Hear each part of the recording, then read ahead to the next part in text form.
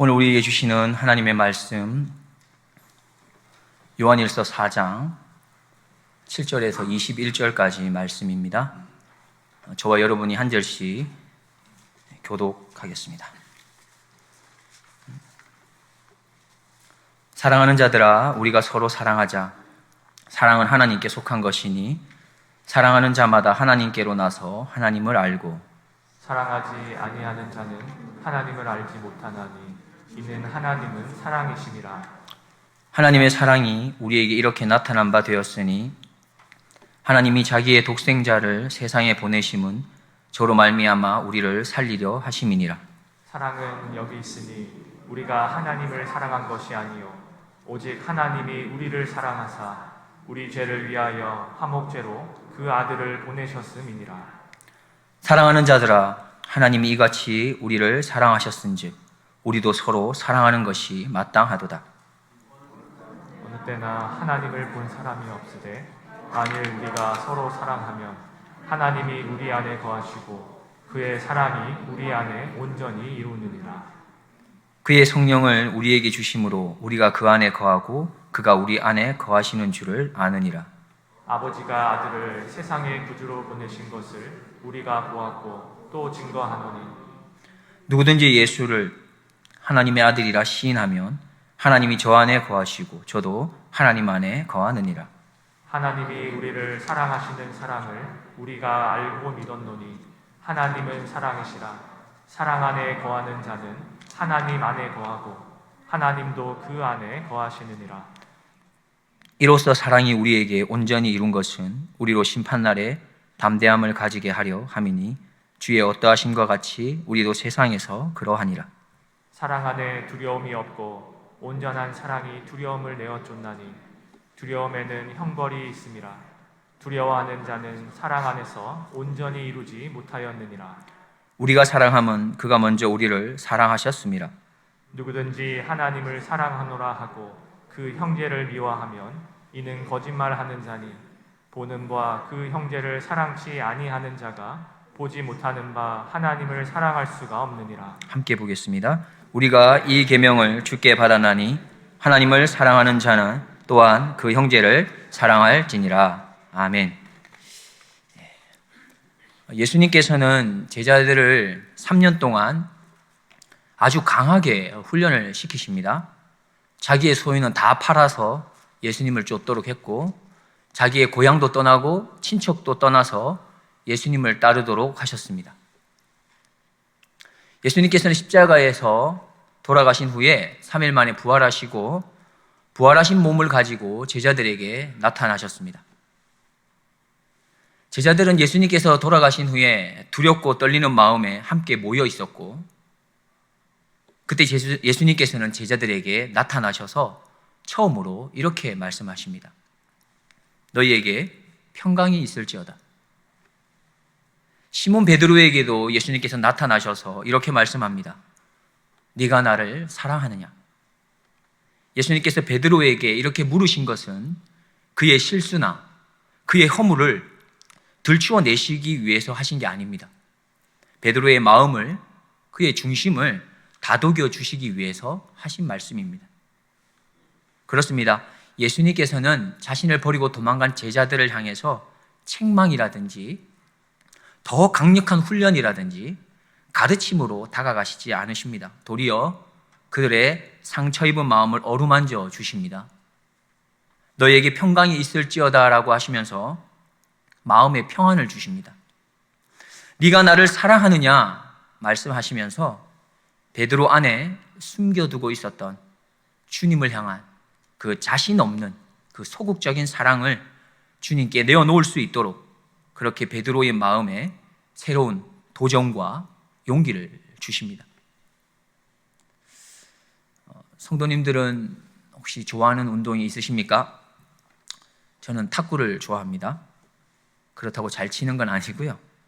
초등학교 시절 먼지가 자욱히 앉아있는 그 방 안에 몰래 들어가서 난생 처음으로 자기 용돈을 모아서 탁구채를 구입하고 그렇게 탁구를 쳤던 기억이 있습니다. 테니스는 미국에 가서 처음으로 조금 배워보았는데 쉽지 않았습니다. 탁구이건 테니스이건 어떠한 운동을 해보아도 마음먹은 대로 잘 안 되는 것 같습니다. 그렇게 운동은 사실 좀 쉽지 않은 것 같습니다. 그래서 코치가 있고 코치가 이렇게 해라 저렇게 해라라고 가르치는 것이죠. 그런데 지혜로운 코치는 잘못한 것을 빤히 보고 있으면서도 그때마다 이래라 저래라 그렇게 하지 않는다고 합니다. 상대방의 자존심을 생각해서입니다. 그리고는 늘 못하다가 한 번 잘하면, 한 번 잘 때리면 칭찬을 합니다. 참 잘하셨습니다. 항상 그대로 하도록 힘쓰십시오 라고 하면서 지켜 세워주지요. 못하는 것을 나무라면 점점 더 못하게 됩니다.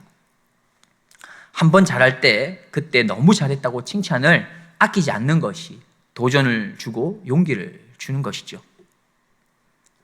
예수님 앞에서 자신의 부끄러움이 다 드러나는 그 순간에, 그래서 어찌할 바를 모르고 있는 그 베드로를 보면서 예수님께서는 이렇게 베드로에게 말씀하시는 겁니다.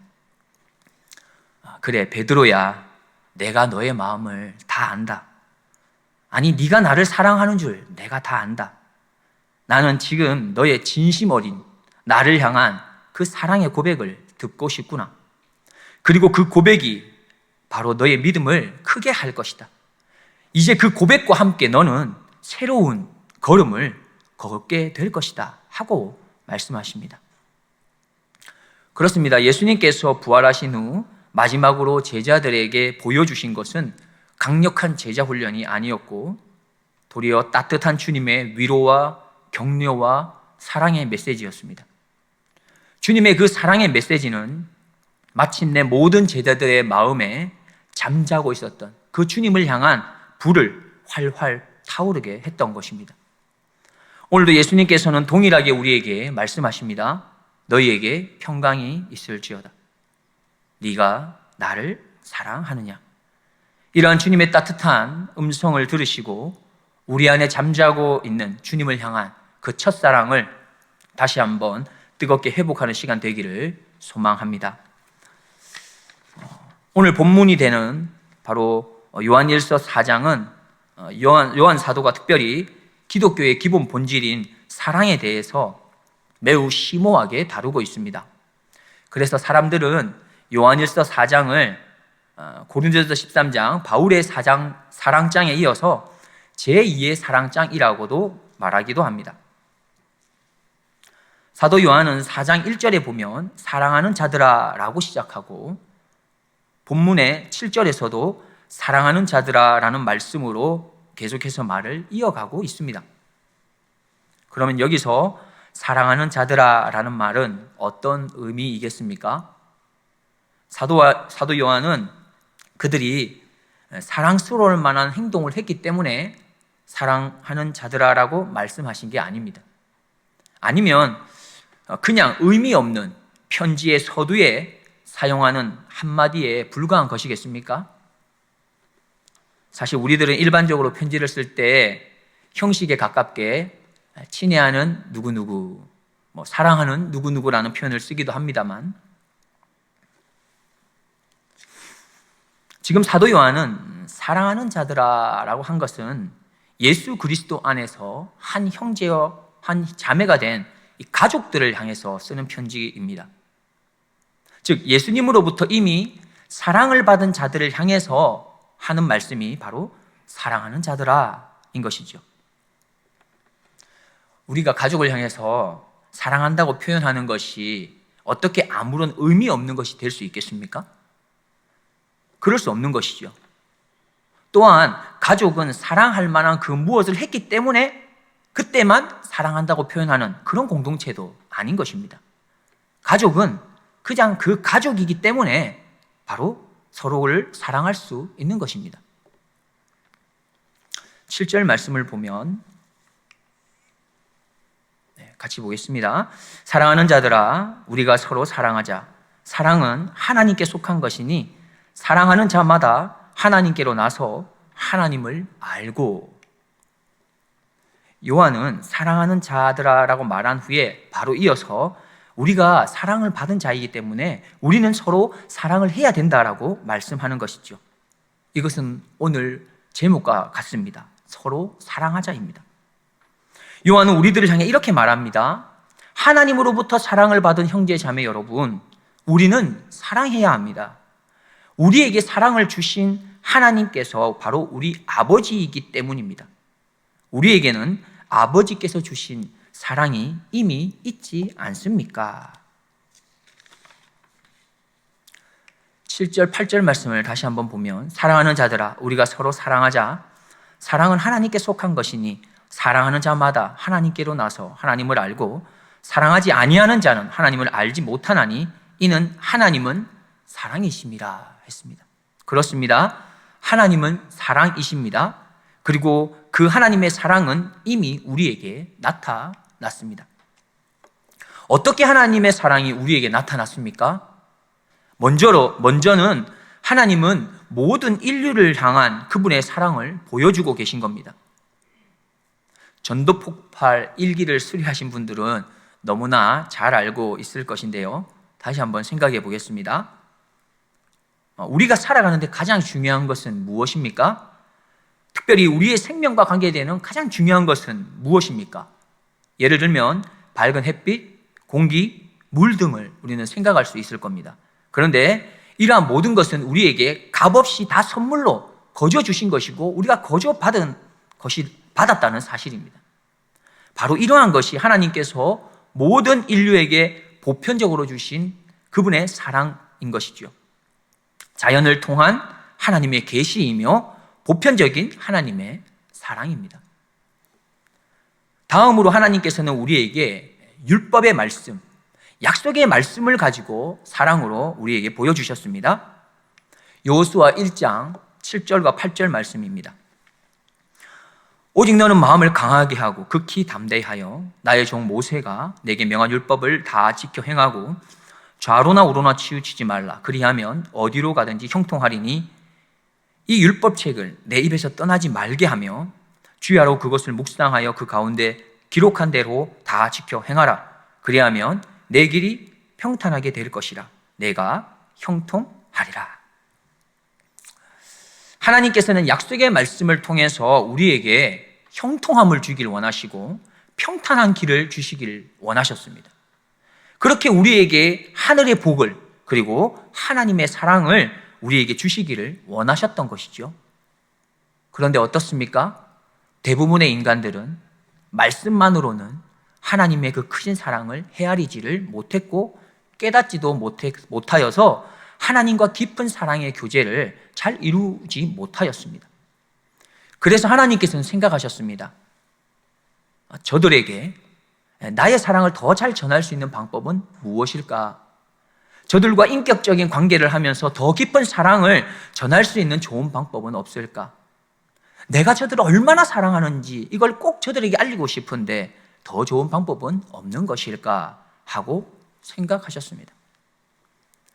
9절과 10절 말씀입니다. 하나님의 사랑이 우리에게 이렇게 나타난 바 되었으니 하나님이 자기의 독생자를 세상에 보내심은 저로 말미암아 우리를 살리려 하심이니라. 사랑은 여기 있으니 우리가 하나님을 사랑한 것이 아니요 오직 하나님이 우리를 사랑하사 우리 죄를 위하여 화목제로 그 아들을 보내셨음이니라. 결국 하나님께서는 친히 인간의 몸을 입고 이 땅에 오시기로 결정하십니다. 신이 인간이 되셨고 전능하신 분이 창조주가 그런 하나님께서 친히 이 땅에 내려오신 것이죠. 그분이 바로 우리의 구원자 예수 그리스도이십니다. 하나님이 영광스러운 모든 것을 다 내려놓으시고 낮고 낮은 이 땅에 내려오신 이유가 무엇입니까? 바로 우리를 사랑하시기 때문입니다. 하나님께서 우리에게 사랑을 전하고 싶으셨고 보여주고 싶으셨기 때문입니다. 무엇보다 우리를 영원한 죽음에서 영원한 생명으로 옮기시길 원하셔서 이 땅에 내려오신 것이죠. 우리를 너무나 사랑하셔서 이 땅에 오신 예수님께서는 바로 하나님 아버지의 그 사랑을 또한 이 땅에서 전하십니다. 하나님의 나라를 전파하셨습니다. 마가복음 1장 14절과 15절 말씀입니다. 요한이 잡힌 후 예수께서 갈릴리에 오셔서 하나님의 복음을 전파하여 가라사대 때가 찼고 하나님 나라가 가까웠으니 회개하고 복음을 믿으라 하시더라. 이렇게 성육신하신 예수님께서는 이 땅에 내려오셔서 하나님의 복음의 말씀을 전파하셨습니다. 그러나 여전히 우리들은 예수님의 말씀에도 귀를 기울이지 않았습니다. 결국 예수님께서는 말로만이 아니라 그의 삶을 통해, 그의 행동을 통해 하나님의 사랑을 친히 보여주셨고, 종국에는 자신의 목숨까지 십자가에 내어주시면서 하나님의 사랑을 몸소 실천하여 보여주셨습니다. 로마서 5장 8절입니다. 우리가 아직 죄인 되었을 때에 그리스도께서 우리를 위하여 죽으심으로 하나님께서 우리에게 대한 자기의 사랑을 확증하셨느니라. 그렇습니다. 우리가 누구입니까? 우리는 이미 하나님의 사랑을 받은 자들입니다. 그 하나님의 최고의 사랑인 예수 그리스도를 선물로 받은 자들입니다. 그래서 이미 내 안에 예수님께서 함께 계시는 것이죠. 그분의 사랑이 바로 내 안에 있다는 것입니다. 그래서 예수님을 나의 구주, 나의 하나님으로 영접한 그리스도인은 하나님께서 주신 그 사랑으로 살아가는 겁니다. 하나님이 주신 그 사랑의 힘으로 위로를 받고 안식을 누리며 평안을 누리는 것이죠. 사도 요한은 이렇게 사랑받은 그리스도인들을 향해서 계속해서 말씀하십니다. 11절 말씀에 사랑하는 자들아 하나님이 이같이 우리를 사랑하셨은즉 우리도 서로 사랑하는 것이 마땅하도다. 하나님이 우리를 사랑했으니 서로 사랑하라 말씀하는 겁니다. 그리고는 이어서 왜 우리가 서로 사랑해야 하는지 그 이유도 말씀해 주시는데 첫 번째 이유가 12절입니다. 어느 때나 하나님을 본 사람이 없으되 만일 우리가 서로 사랑하면 하나님이 우리 안에 거하시고 그의 사랑이 우리 안에 온전히 이루느니라. 서로 사랑해야 할 이유가 무엇입니까? 하나님을 세상에 보여주기 위함입니다. 하나님께서 성육신하셔서 이 땅에 나타내 보여주신 것 같이 예수님께서 섬김과 십자가의 사랑으로 하나님의 사랑을 드러내어서 우리에게 보여주신 것 같이 그렇게 하나님을 나타내 보여주기 위해서 우리에게 서로 사랑하라고 말씀하시는 겁니다. 우리가 서로 사랑하면 우리 안에 계신 하나님의 사랑이 보여지는 것입니다. 예수님을 믿으면 어떻게 됩니까? 바로 예수님이 우리 안에 있는 것이죠. 하나님의 사랑도 우리 안에 있는 것입니다. 그렇습니다. 우리 안에는 이 놀라운 사랑이 있는 것입니다. 그래서 우리는 우리 안에 있는 이 사랑을 가지고 잘 나타내고 잘 보여줄 수 있는 그 확실한 방법으로 바로 서로 사랑하라고 하는 것이죠. 우리 모두 서로 사랑합시다. 우리가 서로 사랑할 때 우리를 통해서 하나님이 보여지게 되고 하나님의 사랑이 세상으로 흘러가기 때문입니다. 두 번째 이유는 15절 말씀입니다. 누구든지 예수를 하나님의 아들이라 시인하면 하나님이 저 안에 거하시고 저도 하나님 안에 거하느니라. 사랑해야 할 두 번째 이유는 영혼을 구원하는 좋은 길이기 때문입니다. 그렇습니다. 우리가 서로 뜨겁게 사랑하면 예수님을 믿지 않는 사람들은 우리의 모습을 보고 놀라게 됩니다. 왜냐하면 우리가 하는 이 사랑은 세상 어디에서 찾을 수 없는 사랑이기 때문입니다. 사도행전 2장 43절부터 47절을 보면 제가 표준 세번역으로 읽어드리면 사도들을 통하여 기이한 일과 표적이 많이 일어났다. 그리하여 모든 사람에게 두려운 마음이 생겼다. 믿는 사람은 모두 함께 지내면서 모든 것을 공동으로 소유하고 재산과 소유를 팔아서 모든 사람에게 필요한 대로 나누어 가졌다. 그리고 날마다 한 마음으로 성전에 열심히 모이고 집마다 빵을 떼면서 순수한 마음으로 기쁘게 음식을 먹고 하나님을 찬양하였다. 그래서 그들은 모든 사람에게 호감을 샀다. 주께서는 구원받는 사람을 날마다 더하여 주셨다. 그렇습니다. 세상은 참된 그리스도인들의 그 사랑을 보면 두려워하고 놀라게 되어 있습니다. 우리 교회가 성도들 간에 서로 뜨겁게 사랑하게 되면 그것이 곧 영혼 구원하는 좋은 길입니다. 세상은 우리들의 사랑에 궁금증을 느낄 수밖에 없습니다. 다르기 때문입니다. 그래서 그 궁금증은 곧 그들을 하나님께로 인도할 수 있는 좋은 기회가 되는 것입니다. 서로 사랑해야 할 세 번째 이유는 17절 말씀에서 볼 수 있겠는데, 이로써 사랑이 우리에게 온전히 이룬 것은 우리로 심판날에 담대함을 가지게 하려 함이니 주의 어떠하신가 같이 우리도 세상에서 그러하니라.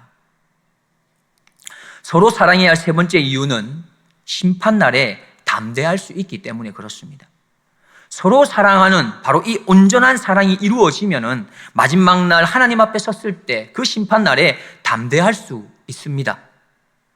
우리가 하나님 앞에서 담대할 수 있다면 우리는 세상 어디에서라도 담대할 수 있지 않겠습니까? 결국 세상이 감당하지 못하는 사람이 바로 서로 사랑하는 참 그리스도인입니다. 참 그리스도인은 하나님이 보여주신 그 사랑을 가지고 서로 사랑합니다. 하나님 앞에서 또한 담대하고 세상 앞에서도 담대하며 그렇게 세상이 감당할 수 없는 그런 하나님의 사람으로 세워지는 것입니다. 19절에서 21절 말씀입니다. 우리가 사랑함은 그가 먼저 우리를 사랑하셨습니다. 누구든지 하나님을 사랑하노라 하고 그 형제를 미워하면 이는 거짓말하는 자니 보는 바 그 형제를 사랑치 아니하는 자가 보지 못하는 바 하나님을 사랑할 수 없느니라. 우리가 이 계명을 주께 받았나니 하나님을 사랑하는 자는 또한 그 형제를 사랑할지니라. 그렇습니다.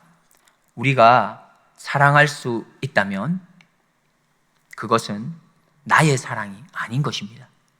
오직 하나님의 사랑으로 사랑하는 것입니다. 왜냐하면 사랑은 하나님 것이기 때문입니다. 누구든지 하나님을 사랑한다고 하면 형제를 미워할 수 없다고 말씀하십니다. 만약 하나님을 사랑한다고 말을 하는데 내가 형제를 미워한다면 그 하나님을 사랑한다는 그 말은 거짓말이라고 말씀합니다. 이 시간 성도님들께 한번 여쭤보겠습니다. 예수님을 나의 구주, 나의 하나님으로 고백하십니까? 아멘이시지요. 나의 주님께서 내 안에 계시다는 것을 믿으십니까? 물론 아멘입니다. 그렇다면 내 안에 있는 그 완전하신 사랑이신 예수 그리스도의 그 사랑으로 우리는 서로 사랑할 수 있는 거죠. 세상이 감당하지 못할 만한 놀라운 그 사랑으로 우리는 사랑할 수 있다고 하는 이 확신을 가지고 살아야 하는 것입니다.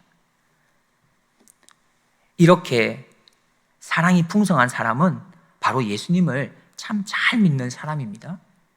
이러한 사람은 주위 사람들에게 사랑하는 자라고 하는 이런 소문을 듣게 되죠. 결국 성령의 사람인 것입니다. 교회도 마찬가지입니다. 사람이 많이 모인 교회, 건물이 큰 교회가 건강한 교회가 아닙니다. 건강한 교회란 바로 사랑으로 소문난 교회가 건강한 교회인 것입니다.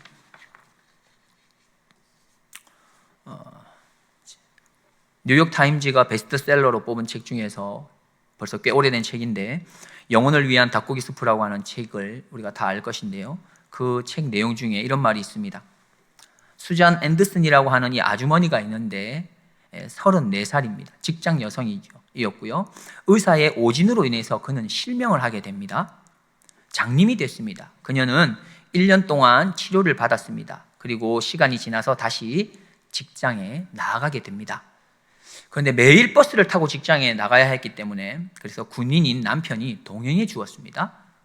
그러나 애석하게도 남편의 직장과 자기의 직장은 정반대에 있었습니다. 남편은 일찍 떠나서 자기를 데려다 주고 그리고 다시 자기는 자기 직장으로 갑니다. 이렇게 얼마 동안 했는데 어느 날 남편이 이렇게 생각했습니다. 매일 왕복하기에 시간이 너무 많이 들고 또 어차피 언젠가 아내가 홀로서기를 해야 할 때가 오지 않겠는가 생각한 것이죠. 그래서 하루는 남편이 이렇게 말합니다. 여보, 내가 늘 이렇게만 할 수가 없군요. 시간이 너무 많이 들기 때문에 어차피 당신은 언젠가 혼자 다녀야 되겠는데 오늘부터는 혼자 직장에 나가면 어떻겠소? 하고 조심스럽게 묻습니다. 그런데 아니나 다를까 이내 염려했던 그 마음이 터지고야 말았습니다. 아내가 말하는데 나를 데려다 주는 것이 귀찮고 지겨운 모양이군요. 내가 살아있는 게 당신에게 그렇게 불편한가요? 하고 짜증을 있는 대로 부리죠. 남편은 알았어 내가 계속 도와줄게 라고 말하지만 아내는 이미 화가 날 대로 나서 혼자 가겠다고 고집을 부르며 나섭니다. 그리고 버스를 타고 출퇴근을 합니다. 그러기를 하루가 지나고 이틀이 지나 열흘이 지나갑니다. 얼마 동안 지난 어느 날 버스 운전사가 말하기를 아주머니 참 복이 많으십니다. 정말 부럽습니다. 그때 아주머니가 아니 제가 이렇게 되었는데 뭐가 복이 많아요? 라고 대답하자 아닙니다. 아주머니께서 매일 버스에서 내려 저 사무실로 들어갈 때까지 저 밖에서 잘생긴 군인 남자가 아주머니를 매일같이 지켜보고 있어요. 그리고 아주머니께서 들어갈 때 손을 흔들고 있답니다. 라고 말합니다. 그때 이 부인은 너무나도 깜짝 놀라며 내 남편이 나를 이렇게 혼자 보내놓고 매일 뒤따라와서 나를 지켜보고 있다는 것을 알고는 한동안 소리내어서 그렇게 눈물을 흘리며 울었다고 합니다. 사랑이란 어떤 것입니까? 사랑은 이렇게 사람을 살맛나게 합니다. 그리고 우리의 생을 가치 있게 만들어주고요. 감격과 용기와 힘을 줍니다. 우리의 사랑을 필요로 하는 사람들이 있습니다. 아직 나에게 사랑이 부족해 라고 말씀하시겠습니까? 지금 가지고 있는 그 작은 사랑을 가지고 먼저 시작하십시오. 작지만 그 작은 사랑의 행동을 먼저 시작하는 것이 너무나 중요합니다. 나의 작은 사랑의 몸부림을 통해서 밝고 힘차게 살아갈 수 있는 그런 많은 사람들이 바로 우리의 사랑을 기다리고 있기 때문입니다. 다시금 자신을 들여다 보십시오. 사랑이 부족하십니까? 우리 안에 하나님의 사랑인 바로 예수 그리스도가 계시지 않습니까? 그분은 부족한 사랑이 아닙니다. 그분은 완전한 사랑입니다. 우리가 우리를 보면서 부족하다 여기는 그 사랑을 채우기 위해서 막 힘쓰고 애쓰는데 우리에게 좀 부족하다고 여기는 그 사랑을 채우기 위해 힘쓰고 애쓰기보다도 그 작은 사랑을 가지고 다른 사람을 향해 내어놓고 나누며 섬겨보십시오. 그러면 우리 안에 계신 바로 그 풍성한 사랑, 그 사랑이 활동하기 시작할 것입니다. 바로 이것이 하나님을 향한 우리들의 사랑입니다. 하나님을 사랑하십니까? 서로 뜨겁게 사랑하십시오. 바로 옆에 있는 사람부터 사랑하십시오. 그리고 지금부터 사랑하십시오. 그것이 하나님을 사랑하는 것입니다. 기도하겠습니다.